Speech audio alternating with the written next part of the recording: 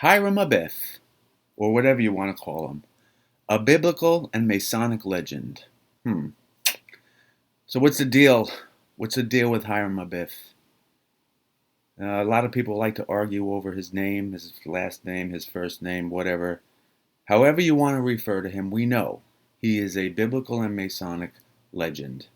So here are some of the things we should know about this Hiram Abiff, or Hiram, or Karam, or whatever you want to call him. The Bible tells us that Hiram was the son of a widow and a man of Tyre.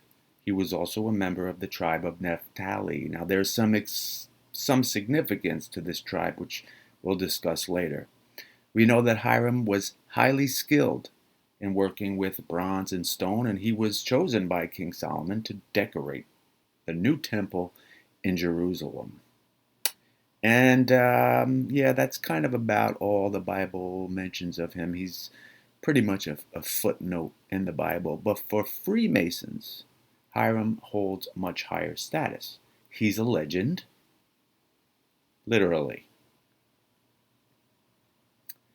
Now, let's look at what the Freemasons know and think of him, and then we'll talk about what we may not think about. In Masonic ritual, 3 ruffians accost Hiram. It occurs during the dramatic play of the 3rd degree of Freemasonry. The ruffians demand the secret word of a master Mason. Hiram refuses to give it, and it costs him his life.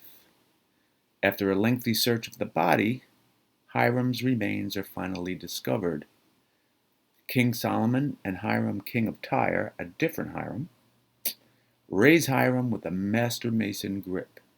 It symbolically lifts him into this world of immortality. And it's a status earned in part by his integrity. After all, he kept the secret word a secret. It's a story of integrity. It's a story of virtue. Now, the story of Hiram Abiff, I believe, is directly lifted from the Egyptian legend of Osiris. We know that early Freemasons were in awe of ancient mystery and legend, and they wanted to surround themselves with it. And a lot of their experience was to revisit this ritual. By revisiting it, they thought that they would attain that ancient wisdom. Now, Osiris, too, also had precious knowledge and was murdered. Isis, his mother, searches, recovers his body, and he is resurrected. Isis becomes pregnant with Osiris' child, and it leads to the birth of Horus, the god of the sky. Masons will appreciate knowing that one of Horus's eyes was the sun and the other was the moon, but that's a topic for another time. So, Osiris, incest, what's the point? The Hiram legend, I believe, is a return to ancient veneration of the sun. The sun appears to move across the sky and dies at night, thus leaving us in darkness. Sunlight dwindles in the winter and returns with triumph in the spring and summer. This is the key, because in the spring, obviously, food begins to grow again. The legend of Hiram is rooted partially in ancient sun worship. Remember, the early founders of Freemasonry wanted to relive this ancient ritual. So why the incest? There's no incest in Masonry.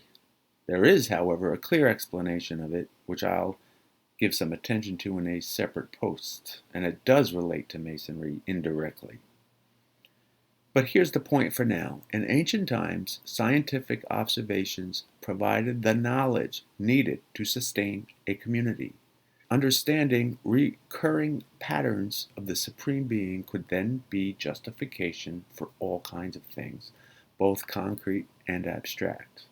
The patterns of the universe became personified, turned into stories, and were used to verify and justify authorities' viewpoints. So, for example, Masons can use the legend of Hiram to justify virtue and integrity because it's a similar pattern seen in the observable universe with the sun.